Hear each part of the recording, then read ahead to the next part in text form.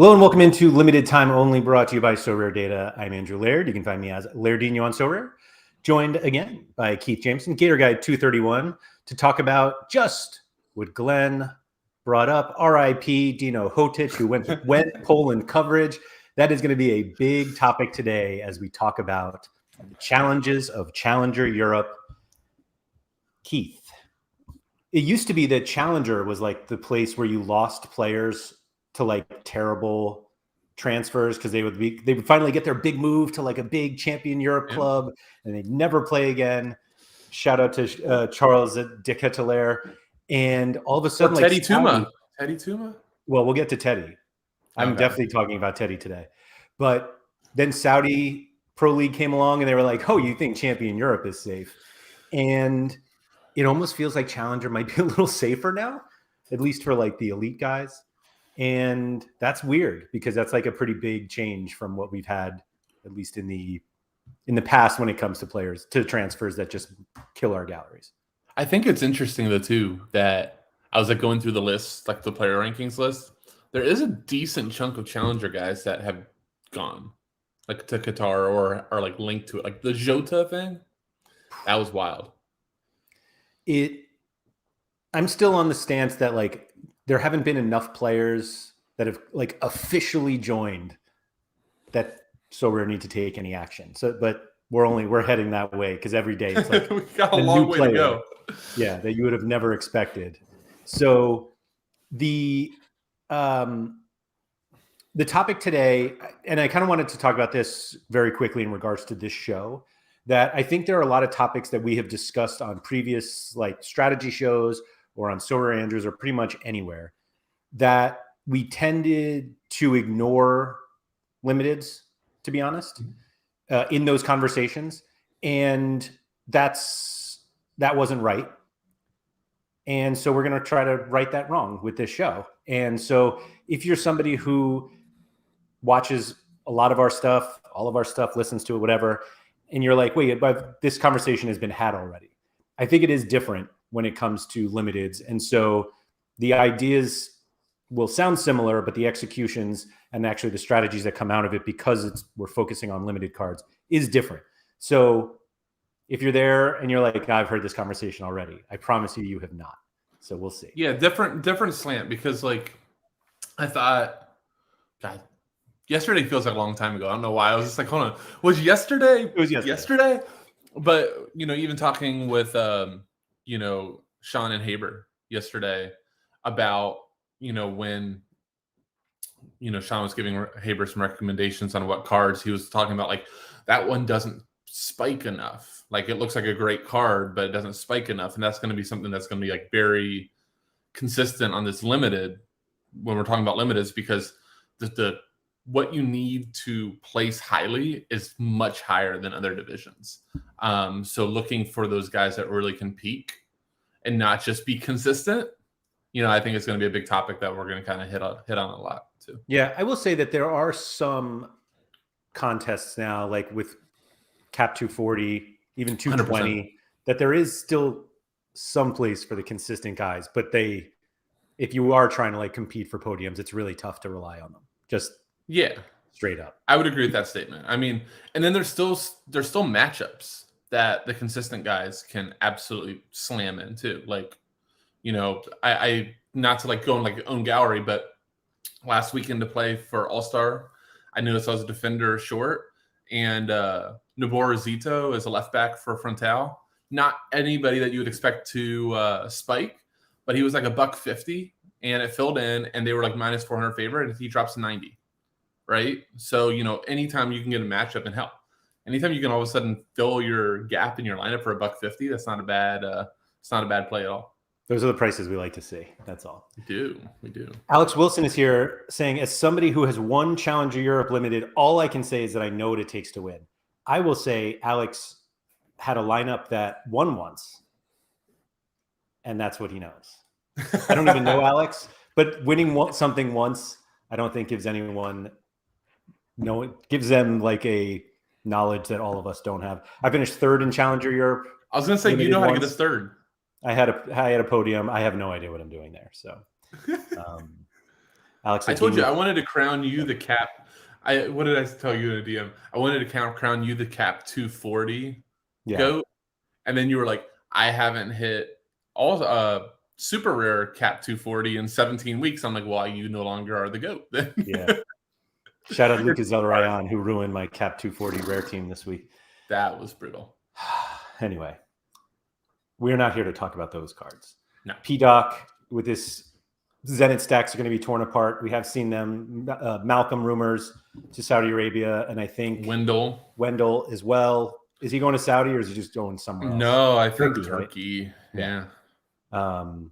But Douglas Santos will be there dropping hundreds nonstop. You got Mario Fernandez coming back. I mean, Zenit's going to Zenit. So I'm not too worried about them. Yeah, I agree. It's going to be a different version of the stack. Yeah. So I think the biggest issue is that building stacks now is difficult because you just don't know who is going to play. And like not every single, because I found one team that I feel like I might be able to get 5 starters in. But it's difficult. Like I was thinking of doing a Heron stack. This was a few weeks ago. Yeah. But I remember. Tom Hayes probably leaving, and it's like it would be the equivalent of trying to do like a USG stack, and you're like, but Teddy Tuma is not going to be there. So like, who do you get? And it's like, is it worth doing it? And it does feel like we have gotten used to looking at last season's results and expecting those results again. And like, I think way too many people do it. So there are some teams where it can work, but it just doesn't work all the time. So it's actually crazy if you think about like how many layers of what you have to look for right now, and like think of like Saudi's only thrown a big wrench into it, because I was actually chatting with Tuggy, DM'd me probably like 25 minutes ago, and he's like, all right, I'm getting ready. And he was asking me about USG because, I've run that USG stack and became kind of like a USG fan through Teddy Tuma 11. Mm-hmm. And not only does like a team like USG lose the guy that did everything for them, the most influential guy on the field, really for now, like 3.5, 4 years back into before they were promoted. But third manager now in 3 years. And this is a Red Bull guy now too, which if anybody like follows like tactics, Red Bull tactics is like completely different than a lot of the way the rest of the world play. And it's not always the most friendly style for SO5 scoring. Everybody's leaving and they're like backfilling and things like that. But, I heard one person, this was in Kentucky, somebody was like, Kevin McAllister is definitely going to start. And I'm like, is he? Oh, he wouldn't move if he didn't have a chance to start. And it's like, dude, they have a guy named Ross Sykes who's a 6'6" guy who looked pretty decent in a lot of games. They probably want to get him some run too. So, I mean, there's just no guarantee. Then their left center back just left. So now could it be Machida, who, J-League people love, but he's been there for 2 years, barely got in a start. Yeah. So it's just like really hard to, not only do you have to sift through all the transfers, but now you have to sift through the team styles changing. Who's leaving? Okay, it probably is. There's a guy named Shane Linen who took all their set pieces. They're split with Teddy Tuma at times, but now it's the left wing backs taking sets. So I was going to come to the show and kind of say, I think one of the things that you can do for Challenger the most right now is be patient, or because we're so rare people and we don't really like being patient, I would really be looking for the teams that didn't shake it up much and guys who just either renewed their deals or are like very recently renewed their deals and they're not going anywhere, or just transferred in. Sean and I are both kind of got zipped into Galatasaray. I can't say that. How do you say Galatasaray? I'm not going to try that again.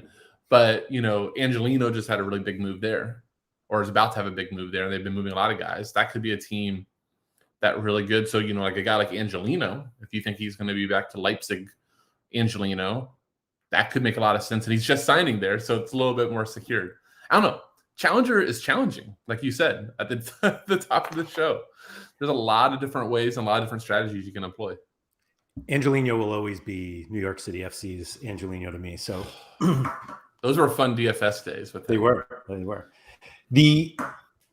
I think the USG thing is a really good example though, because it's a really good team that had really good SO5 scores last year that have midweeks this year, like this season. And if that's what you look at, you're like, yeah, I'm in. But the turnover prices are cheap, right? Too. The turnover is significant in terms of the quality. Like they, as much quality as you want to bring in, like losing Tuma, and didn't they lose? Who was the center back? Kandus. So they lost both. They lost two center backs, and then this one isn't being talked about at all too. But like Brighton is USG's quote unquote parent club, but also doesn't give a living crap about USG. It's just I thought somebody mentioned that they weren't allowed to loan players to USG. They have, and they've definitely like transfer guys back, but like they have. Simon. Yeah. So Simon and Dingra is this young kid. Brighton paid $10 million for him last year. He went down. He went to USG, and he had like 12 goals and 15 assists. He's playing with Brighton right now. He's coming back. You had Unduv do great and then get sold to Brighton.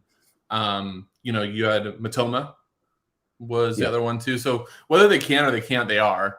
But like all these moves, like for a team like USG too, and I was just going to mention this.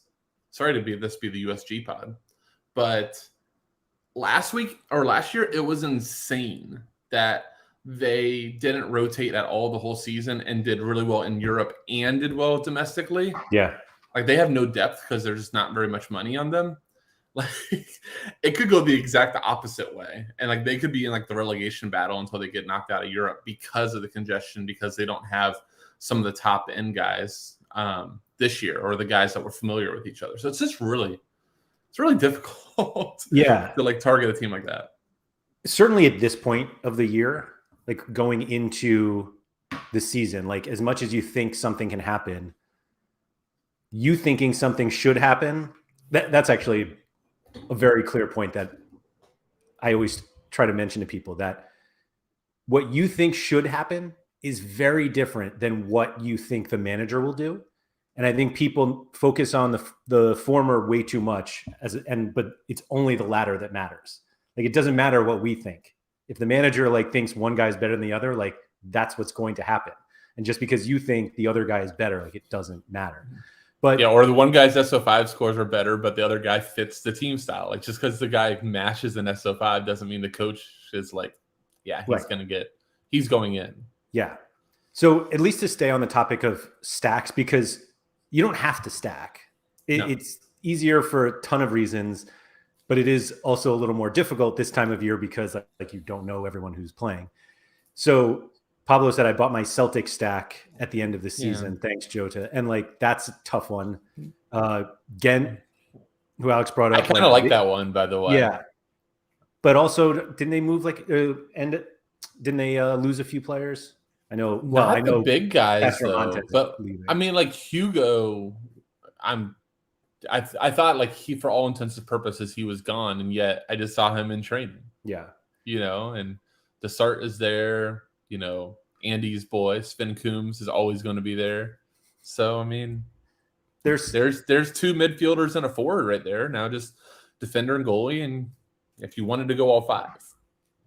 Yeah, I don't know. It's a tough one. John Nunez brings up Sporting, which like... There's two big pieces that are still very much in the air in Sporting. And Goncalves and... your boy Coates. Is it Coates? Yeah. And I had somebody tell me over and over and over again that Adon was not going to be the starter this year, like this coming season. And I think I don't remember if it was João Virginia. He might have. If he doesn't have 0 cards? Is that who? No, it wasn't. That was the dude that was on loan, right? And he was like a U23 for a bit. No, I forget. I already forgot what his name is. João Virginia. Sorry, I'm looking it up right now because it's gone. Oh, Israel. I was completely wrong. Franco Israel. Okay. I know João Virginia was like a U23 guy for a bit last season. So Franco Israel, who started the last few games, Adon got like the red card and then all of that. But Israel has 3 rare cards and 27 limiteds. And so like relying on that. Luis here saying Adon is going to be the starter. Gonçalves is not going to leave, and neither is Coates. I mean, this is the type of confidence you need, Laird. Like, right. Bookmark that. Luis, I'm going to be in touch if any of this stuff doesn't happen. I actually don't have Pote, so like, that was not that he can go and I don't care, but I don't actually care. We've got 2 votes. Adon. It would be wild for me to like. So that's the thing. I'm like, it would be absolutely wild to me if they didn't go with Adon, but it's like it doesn't matter what I think. But here's a great example from like going on right now was J League. Everybody said before the season that in Gamba it would be crazy if Higashi. I'm not. You got to look at it because it's completely phonetic. But Higashiguchi was no way going to start over Tani. Right. Well, no. The other way. I thought I was always told the other one is he's a club legend. There's no way he's not going to start.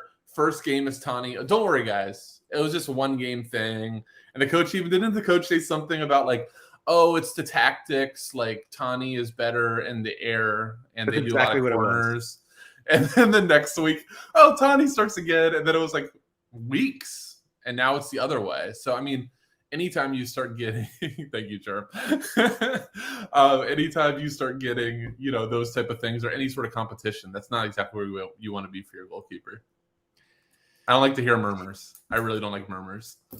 Yeah, it's all bad when it comes to that. But like the one thing I wanted to touch on also, not to like go back to Teddy Tuma, but there are just so few examples of really, really good challenger players going to a champion Europe league and being as good.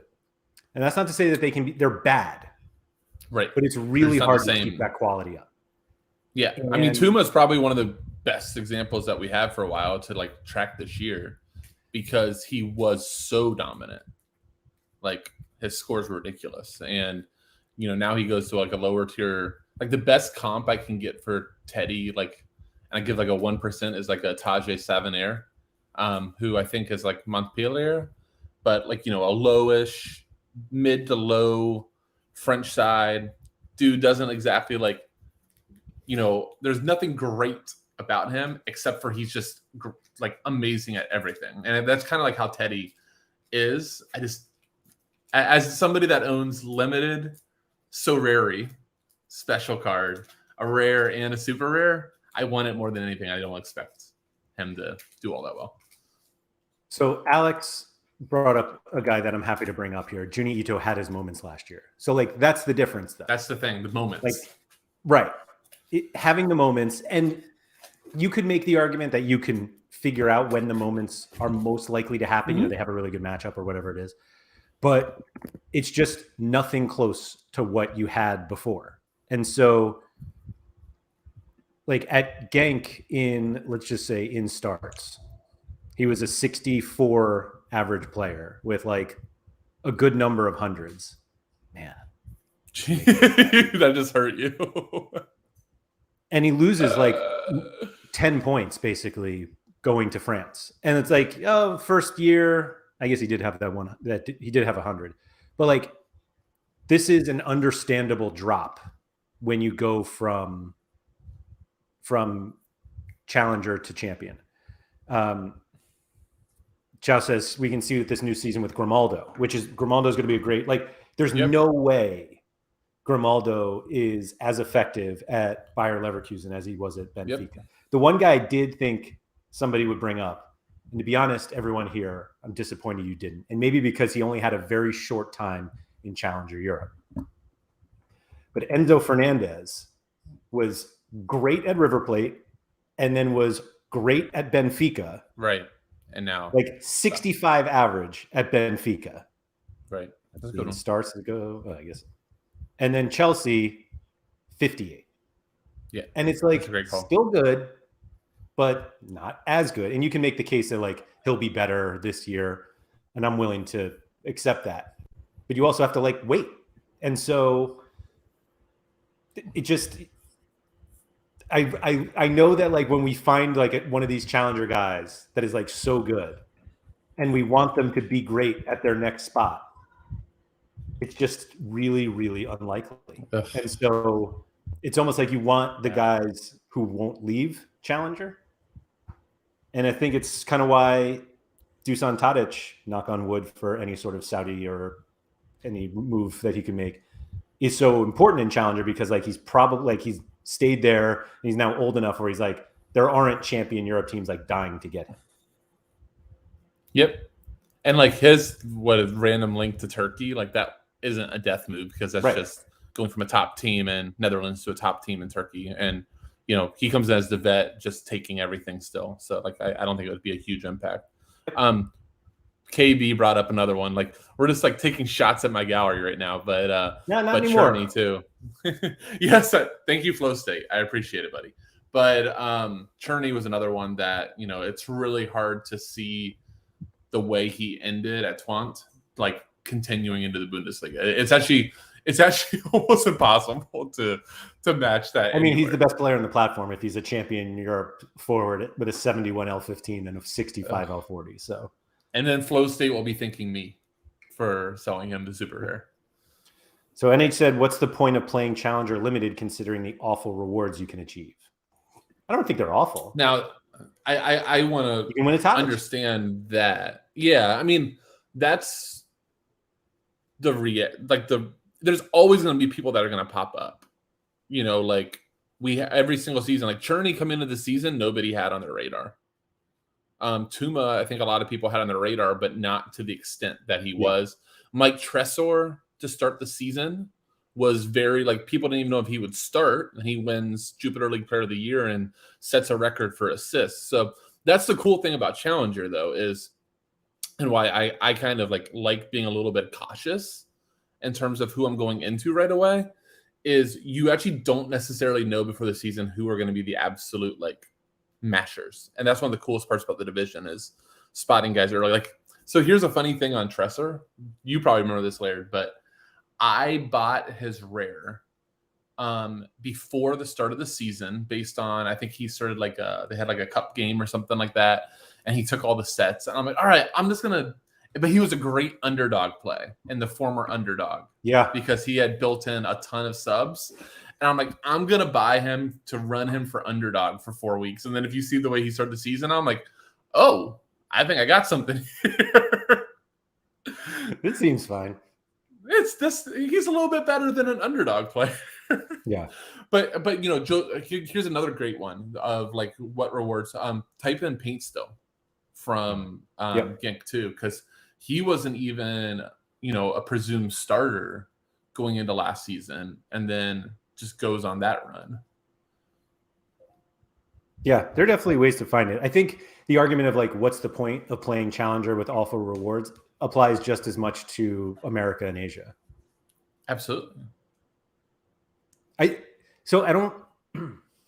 want to not like backtrack, but I want to go back to what I said that like, you don't want guys that then go to champion. It's more that expecting them to be as good the next season in champion Europe is naive. And so you can like, there are plenty of great champion Europe players who were challenger players. It just takes them longer to get there. And so that's what you have to be prepared for when you buy into challenger and start making teams that if you get somebody who doesn't necessarily, or that doesn't get like the move that you want, like if they stay, then like that's the best. And in actuality, if you're, oh my gosh, can you imagine that move? I know somebody would be very happy if he was. I don't think he was on Sorare. Like I don't think Sorare existed during that time.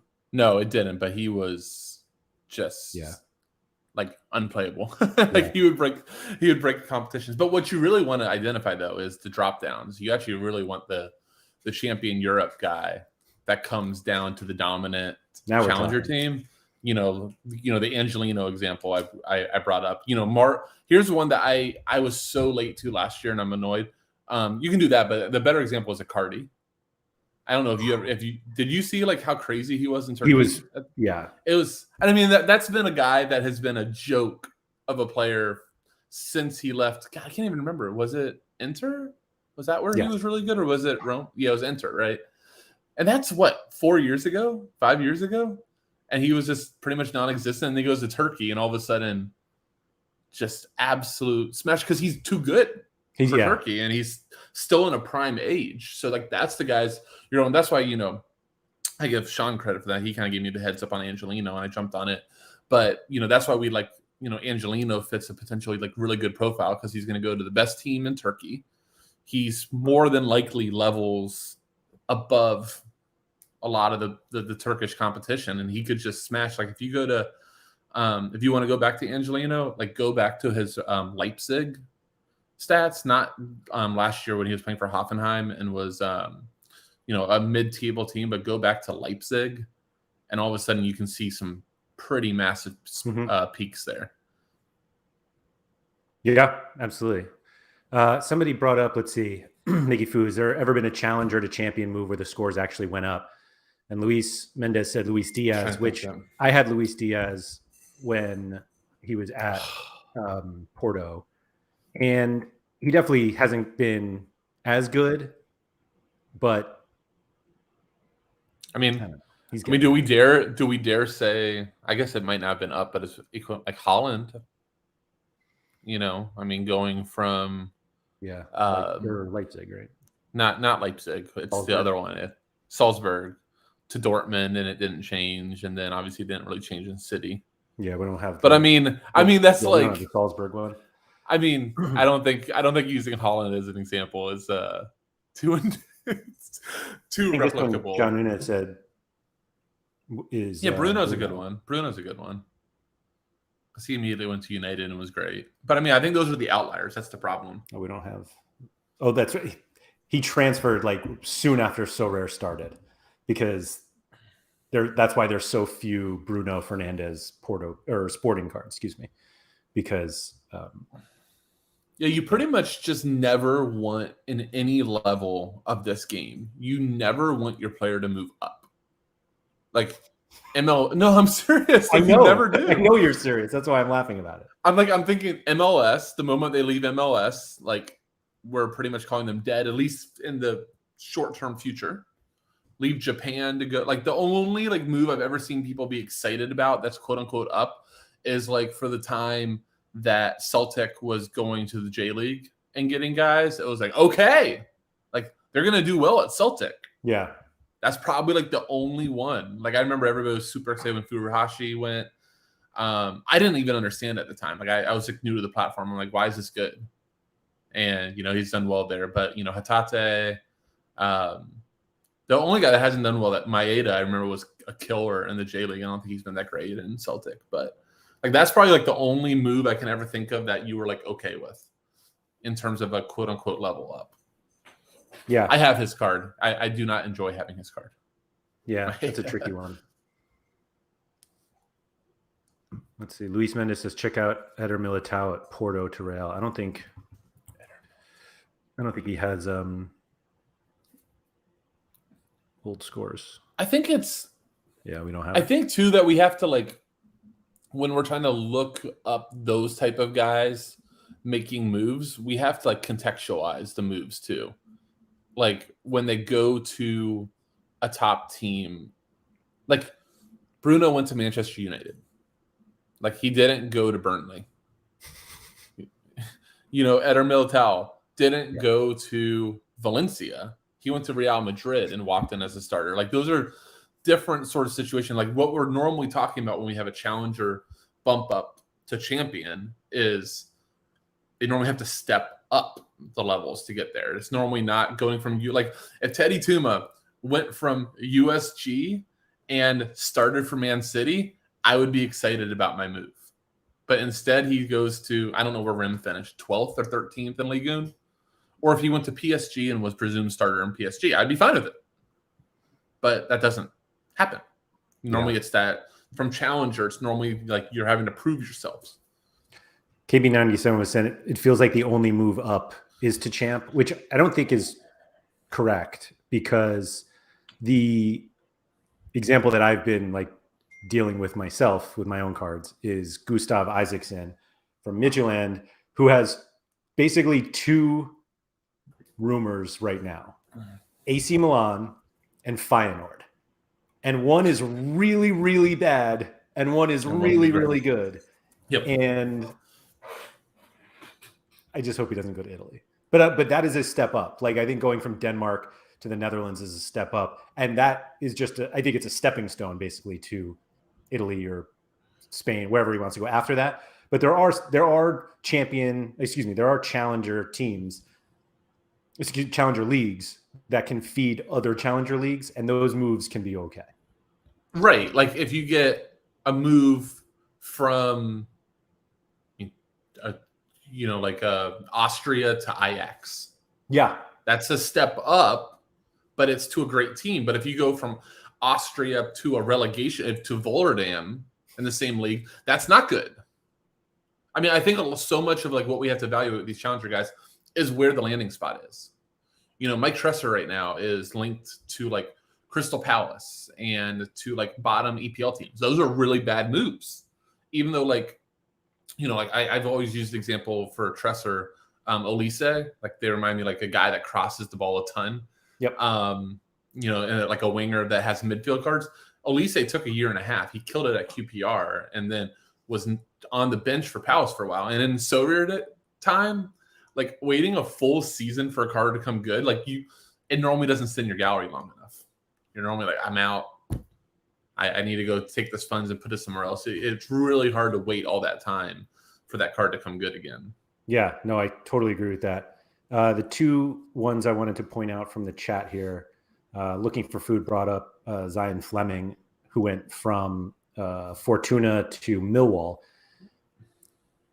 I'm not sure it's really like a step up. Like I feel like that's fairly lateral-ish. Yeah. Yeah. But it's fine. And then but I mean, and he got a lot of time too. Like yeah.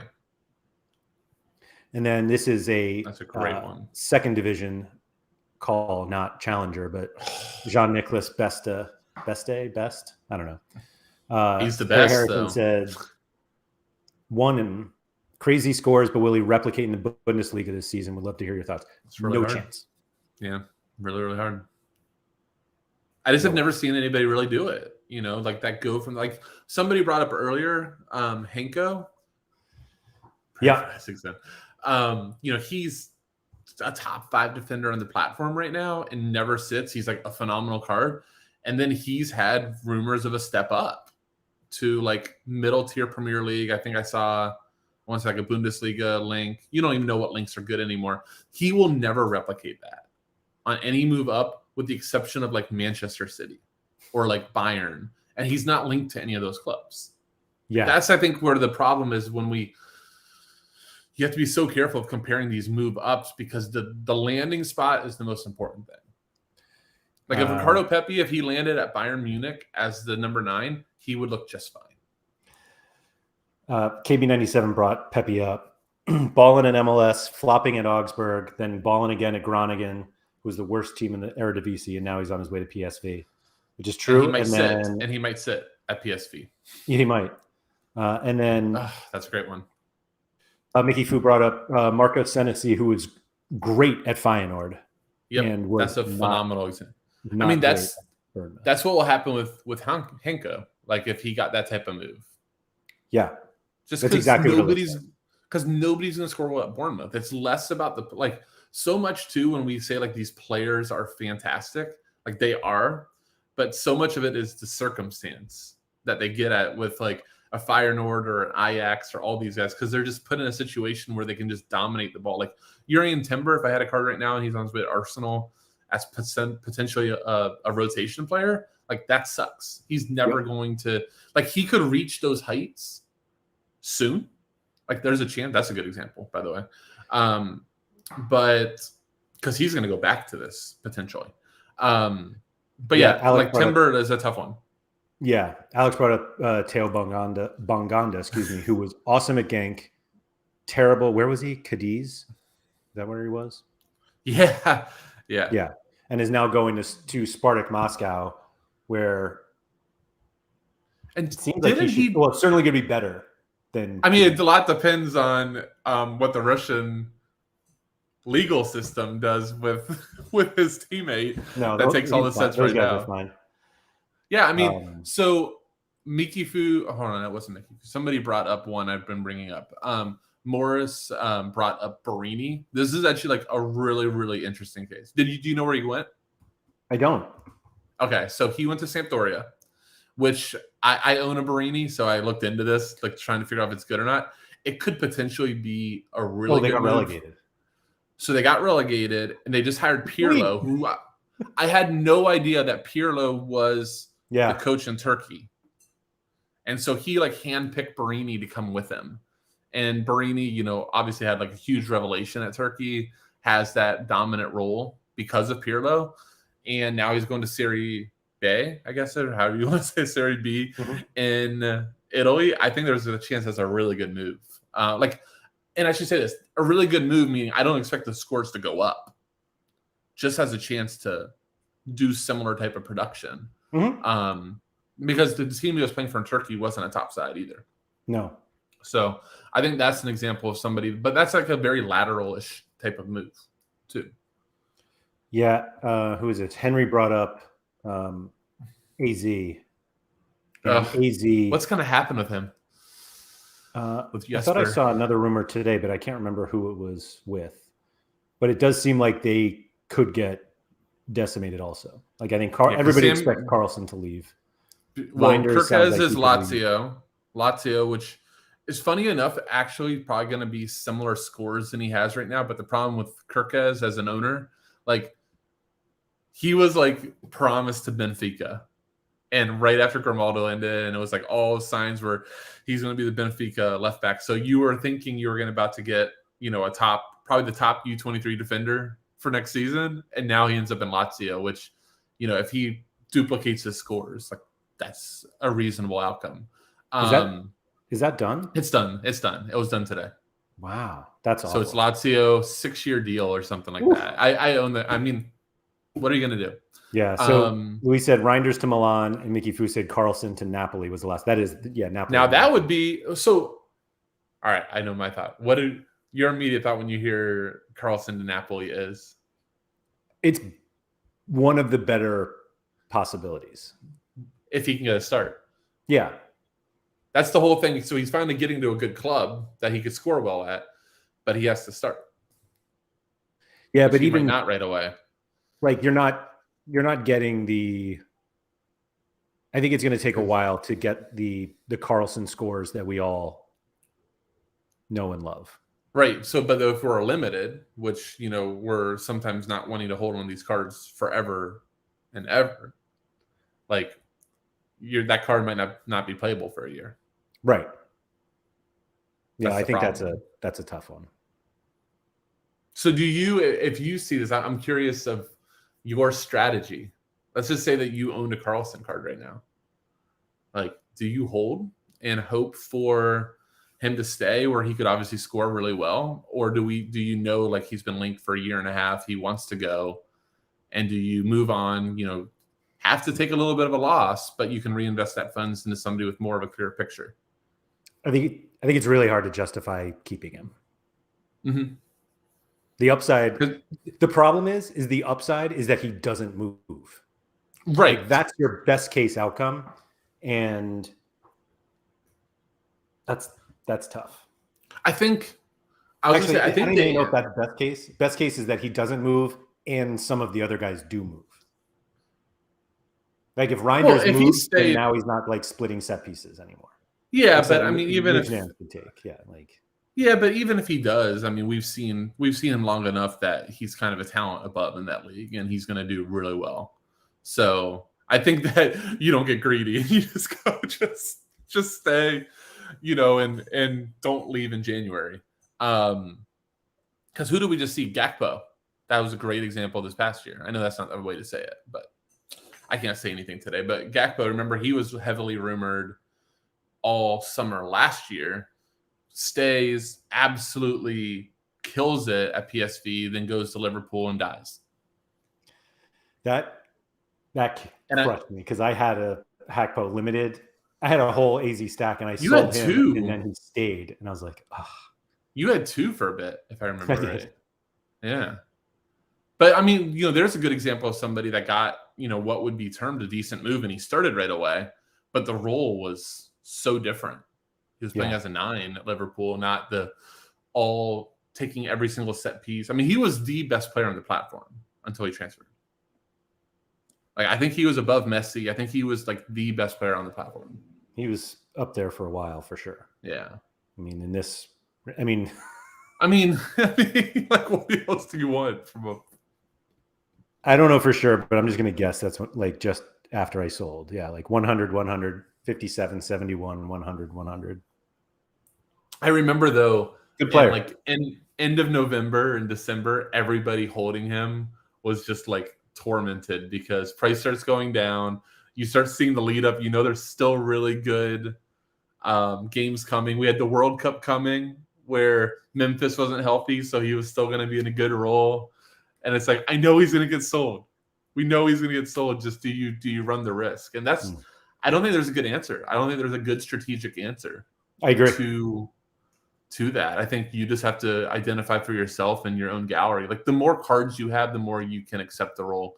If you're I think the answer to me would be, if you have a lot of cards and a lot of depth, you can accept that type of quote unquote risk. And if you're somebody that's playing one division and has 6 to 7 guys, you probably just have to sell out at that point and reinvest to somewhere else.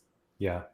Morris brought up Kirchu and whether we think there'll be an improvement. That's a great example. That's probably the best example. Thank you for that. So this is one where, like, he went from a really good challenger team to another really good challenger team. And I feel like we don't see it that often. That not for that type of money too. Right. I don't know if it happens if Enzo doesn't go to Chelsea, but he did. Right. So we had it. That's probably the best ones. And I think that I actually expect his scores to possibly be a little bit better. They could. I mean, if you had not like significantly, but I think we've seen with Benfica last year, especially that role. I mean, shoot, Chiquinho, who was like a bench player the whole year, takes over for Enzo and immediately is like really good. So what happens when you put a really good player in that role again? I mean, I think he could do incredibly well. That's probably the best example of somebody getting a kind of maybe a slight move upward and it's still working out really well. Like, that's the whole, like, go from the bottom of the Netherlands team to Ajax and be a starter. And that works out. Yeah. I mean, Morris was saying, does it hurt him if João Mario keeps set pieces? I can't fathom. João Mario lost him at the end of the season too. Chiquinho was taking over João Mario. That's crazy. And then looking for food said, I give Kirchu 6 months before a champ team buys him and he dies, which right. It's literally what we saw with Enzo. So, like, it's not out of the realm of possibilities here. Germ said, to Kuiper going to Bruges. He is a Bruges player. Yeah, so he's going back there because he was on loan. But he might be, if he does it might be okay because Lang just transferred. So that opened up set pieces. Mm-hmm. But again, like, you kind of what we were talking about at the beginning of the show, that is also projecting a role and assuming that what the coach is going to do. That, I can't remember the name of the team he was at last year. Which one? To Kuiper. Westerlo. Where was he? Westerlo. That's assuming that Bruges' coach thinks, like, just because he took set pieces at Westerlo doesn't mean he's going to take set pieces at Bruges.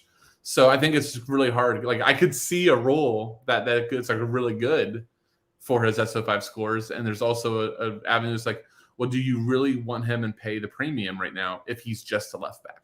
Yeah. A few guys were pointing out that Di Maria is probably going to take some sets. And somebody else, if he ever plays, we'll see how healthy that guy is. Oh, he'll play. But that reminded me, the Bruges thing, and you bringing up Noah Lang, like, that's another one where he went from a very good team to another very good team. Yeah. And I think that's landing spot was very surprising because I think there were a lot of people who were just ready to have him go to AC Milan and just never Lazio and never hear from him again. And PSV, it's like, oh, He's actually could be really, really good there. And Henry brought up Veerman, Lang, and Simons. Simons or Simmons? I never know which one. I never know either. He's really good. Let's just call him Javi. I like that. We could. Yeah,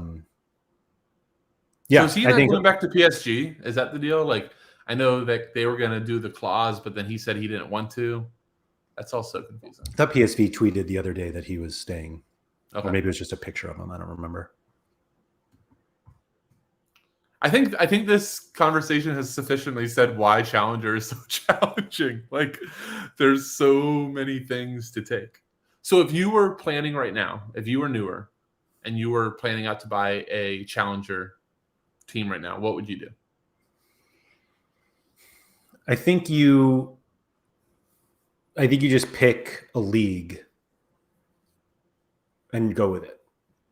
I actually don't think it even matters what league you take, to be honest. If you just like go near the top, like if you're like, I really know Turkey, and you're like, all right, go with Besiktas or Fenerbahce, Galatasaray. Like, I think that's okay.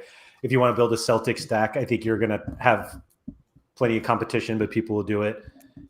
I'm struggling myself with trying to justify like a mid-table team in any of these leagues. Yep. Because I'm just expecting so much more movement. And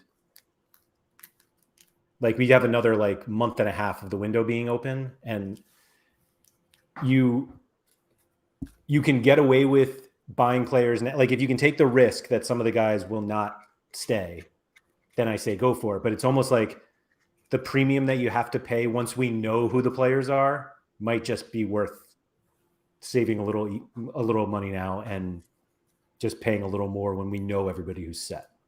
That's what I'm doing. Except for if I can find somebody that just signed somewhere. Like the Angelino purchase was, all right, It's done. Like, he just moved. I don't have to worry about another link. Let me go get him. Let me go get Muslera. I'm good. I'm kind of debating more Galatasaray. But do you put any credence? I was just thinking about this. Does an older player in Challenger feel any more safe to you than a young guy? Hell yeah. That's why it's like the Tadic thing. Not to like pick like one of the best, but at 34, what big club is bringing in Dusan Tadic to have him just like sit? It was hilarious. We were scared a little bit by Roma for a bit. We were. You're right. So, and I think you had acquired him for a week, and then a Roma news came out. So, who is this? Blue Tomato said, seeing a training picture equals the guy stays. This is completely wrong. And the only reason why I'm saying that so confidently is connected to Alex Wilson here saying Midtjylland and Copenhagen all the way.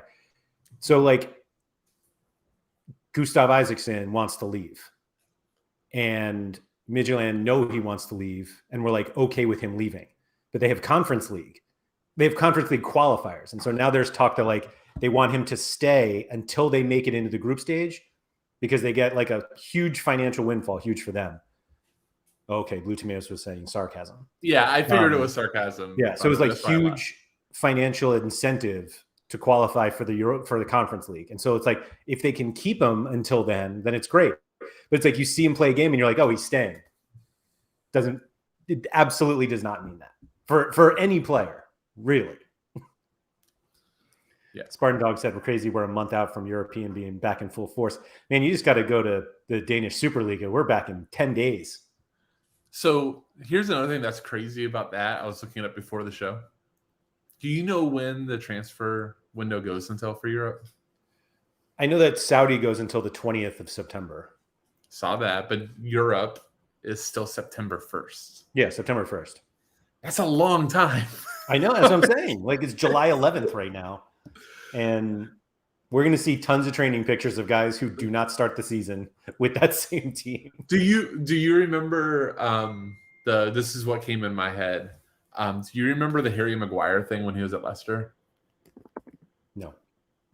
So he was training. This is what came to my head when Blue Tomato said about training. He was training a full morning, and then the deal almost got done and he didn't show up for the afternoon, and they all said he got food poisoning.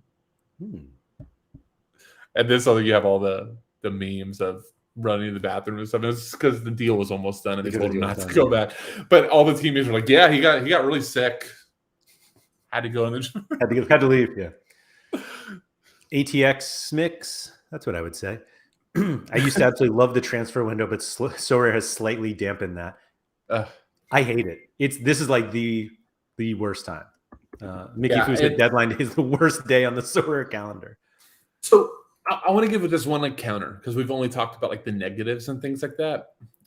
There is some credence to, depending on like where you're at and where your gallery is, of just seeing things out. I'm gonna give like 2 examples that I had that were like terrible in January and now they've done fine. So Orsic he was at Zagreb, transferred to Southampton, I think played 1 FA Cup game.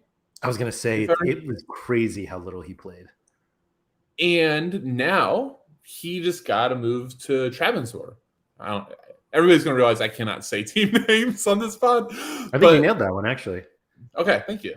But here's his Southampton for Sorare. And I mean, this was a card that, if you go back to Zagreb, like just so people can see, I don't own a player that was this bad. But I mean, he was unbelievable there. It was fantastic. Was helping me get close to podiums. And now, it's probably not as good, but it's pretty good. It's a top 4 or 5 team in Turkey. Yep. And he probably, should do really well. So that was one that I held because the fall off was so far. And then the other one I had was looks like he might come good is Onuachu. Was that kick? Somebody brought him up. Right? Yeah, Alex. Yeah. Okay. But no, he's now in Bundesliga 2 for, I can't remember who it is, but it's supposed to be a top team. Or it's about done. And he could do really well there because that's like more of the level that he's at, not Premier League. Yeah. So, sometimes you just have to make the evaluation if like it's just not enough at that point. Because, I have his rare, like just to talk in Ethereum because I don't know like the dollar, but I paid like 0.5 for him. And by the time the deal was done, he was like 20% of that figure. I'm like, whatever. I'm not selling him for that. That time you couldn't really get a serviceable type of guy. So I think that's a valuation you need to make during this too, is do you just see it out? Because some of these guys, if they go to make that type of move, like for Southampton, they were at the bottom of the table. I'm like, well, if they get relegated, he could be okay in the championship. So yeah. I'll just see this thing out. Yeah. Ricomon said that he bought Orsic for 2nd division, which it worked out. It worked out though. Yeah. So Josh bringing up Dino Hotic, who we started with, has been a nightmare the last 12 months. Can confirm that was terrible. What is this? Wedeman. Imagine some 35-year-olds returning to South America, oh baby, or a 36-year-old Argentine going to Miami. There you go. You always have that opportunity too. Yeah. Not much challenger from that 36-year-old Argentine. But that's back to what we're talking about, like in terms of like the progressions of people. You don't really want them going upwards in leagues. You want them going down. Right. Going from PSG to Inter Miami, probably going to be decent. That is definitely going down. I can confirm that much. So, here's a really good example too of somebody. I want to get your perspective because I sold him when the move happened because I thought it was bad, but somebody that maybe did okay with it is Florentine, who I told you I couldn't believe for the L15 was the 5th ranked challenger Europe midfielder. He went from, it was Argentina's junior? Yeah. To one of the worst teams in Russia. They're okay. Aren't they like mid-table? Orenburg? There's only like what, 12 teams? Something like that. It's not that many. They're not good. They're not Zenit. No, they're not good. Moscow. No, yeah. Don't take that as if they're not good. Yeah, they're straight up mid-table. 7 of 16. Yeah, but he's been great because he got the role that he was just on everything. Yes. And also too, somebody brought this up way earlier. Don't bother to scroll. Somebody mentioned João Palhinha, who's at Fulham. Wasn't that bad. His scores were staying the same. I think too, you can kind of look at the profile of player to see if they're going to like be hit extra hard. Like Mike Tresser that we've used as an example, him going up to the prim would be awful for a while because he already loses a lot of possessions in the Jupiter League versus inferior talent than himself. So going up like versus really good players is probably going to be really bad for possession stats. But I kind of feel like this isn't tested. I kind of feel like a kind of a destroyer type central midfielder that, you know, gets a lot of defensive peripherals. That type of guy might be okay. Like the guy that you're not shooting for 100 peaks, but that, you know, kind of gets you the 15 to 20 AA. Mm-hmm. And he didn't start, by the way, Bernauer. So don't tease me. I own his rare. That should be an unbelievable move if he starts, but you need a Sutalo to get sold. Yeah, that's a nice one. But like that was at not even a top side in League 2 in France, and he was putting up those stats. Mm-hmm. Morris says he's starting. He didn't start. Morris, both of I know. Look at the last friendly for. I own his card, so I've been looking. But the last Zagreb was like their number 1 team, and he wasn't in the starting lineup. So I was like, oh no, one of my plans not working out too well. Yeah, so Josh, I agree with this. League 2 seems very OP for defenders.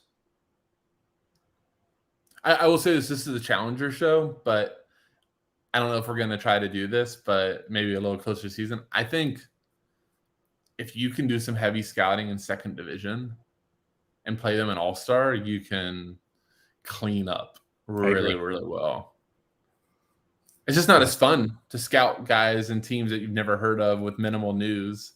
What was the name of the Foremost Mendy? That was the guy that a lot of big galleries had and loved him, and he would just randomly DNP so much.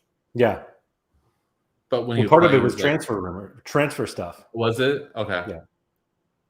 See, that's the hardest part though about those type of leagues is if you don't know it and there's not a lot of info because it's not even like the biggest team in that given town. Like I'm assuming it's not as easy to get information about Paris FC.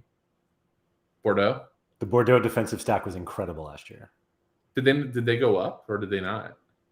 They stayed down because of like a riot on the last day of the season at the stadium. Yeah, are we cleared though in France right now, or should we stay away from some? Yeah, no, they're good. Although I read that the goalie is leaving, or they want a new goalie, so watch out for that defensive stack.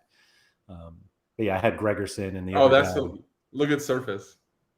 Oh, there you go. So Foremost Mendy was linked to Bordeaux. Like he's been linked to Bordeaux when they were up, and then they got relegated, and then they were like, "Oh, we can't afford him," and now I don't know, I guess they could now. But he was linked to somebody else in France too. But interesting. He would be good. Yeah, I'm very nervous about doing the second division thing, but I think it makes a lot of sense. I'm personally taking the strategy, and this is what I'm going to do a lot for Challenger too. I kind of just want to see stuff. I want to see the first week. I want to see who's taking set pieces, who's starting, like maybe even get like further into more serious friendlies before doing too many moves, because you get to dodge Saudi or dodge championship. Like, because here's the other thing too with these Challenger, because these price tags aren't that high on some of the elite guys. If somebody gets injured, like an important player, they can just go to the Challenger divisions and try to get one of these guys to fill in. It's a lot easier to go knock on Feyenoord's door and say, here's 15 million than it is for your central midfielder than it is to say, hey, Chelsea, right, sign, sell us this guy inside of the league. So I think I just kind of want to see that stuff go out. If I have to pay, 15, 20% more, I feel like that makes more sense than it is to potentially spend it now and go to zero. If they go to Saudi or they get a terrible move. Yeah. Somebody brought it up in chat. It's like way too far for me to go back, but they were just like, with all of the Challenger uncertainty, like just buy Champion Europe players, like just play Champion Europe. And what you just said, like, it's so much cheaper to play Challenger. And like, yes, you can't win Mbappe in Challenger, but like the game itself. But you can play Challenger and All-Star, and you can play Challenger in Cap Mode. Like we probably should have said this when the person made the comment about Challenger Awards. Then don't play them in Challenger. Take your Feyenoord stack. Yeah. Take your Feyenoord stack, play an All-Star, and win Mbappe that way. And there's your building blocks for your championship team. Get a Marvin. Exactly, man. There's some mashers down here. Yeah. Surface said, I've always had the strategy of having a little skirmish chest ready to go with the intention of buying someone after the first or second game we can challenge Europe for exactly these reasons. So, yeah. And I will say this too, for not financial advice, but we see this over and over in every league. And even now that Europe has really recovered since the end of the season, prices will run up before all the new mints. And then you get this nice little things typically slow down after what like a quarter into the season is when things kind of settle for a bit. So if you can wait that long, if you have an America or an Asia gallery, you don't have to, like right now is the run up. Everything is going up. If you miss your window or you want to wait, if you have Asia and America guys to cover there and then backfill. So that's kind of what I'm hoping to do. Yeah. I wanted to just, and again, this isn't Challenger, but John Nunez said Marvin Vanaszek is the Kimmich of the poor. And not even of the poor. I'm just saying, if you go to similar players, there are 3 players that are similar to Vanaszek, and it's Bruno Fernandes, Kimmich, and Carlos Heel. So not bad. I mean, I'm blanking on the dude's name, but when we started the limited time only show, the French guy, I'm blanking on his name. I should send it to you earlier. I should probably in our DMs. Livelant. I mean, that dude when we started the show was what, $4? $5? Yeah. Dropped 200s to end the season. Now he's up 15. to $8 and scores. It's $15 now. Would have made yourself solid in return. But my point is, like, if you do the scouting with Challenger and with like even second division, like there's some really good players out there. You don't have to just rush to the top and the most named guys. Like that's one of the coolest things about Challenger is like, if you want to scout Turkey, if you want to scout Croatia, like those type of Challenger divisions that not too like Jupiter and Eredivisie, like all eyes are on those in Challenger divisions. Yeah. Like to me, like if you're trying to like make an en route, like you're starting out, like go to Croatia, go to Turkey. I mean, I think Turkey, the top end, people seem to know those names because a lot of those names now are some big guys. But if you were like lower, like if you were on Fabio Barini before the season last year, like you did really well because everybody thought he was like burned out guy from Serie A. That. And you could just go learn Dutch too, or something fun like that. Should have gotten Rosetta Stone to sponsor this podcast, this stream. Love it. Oh well. I think we're going to end there. Thank you to everybody for joining us. Please like the video, subscribe to the channel, all that good stuff. Shout out to Quinny for that. Also a shout out. I'm glad he brought this up. Mike Baston podiumed Cap 240 rare this game week. I probably got his reward right now. Hopefully it's something excellent. So Mike, good luck with that. So yeah, thanks everyone for that. The schedule is going to be a little wonky next week. I'll explain later this week why that's the case, but we'll figure all of that out. So thank you, everybody, and good luck this week.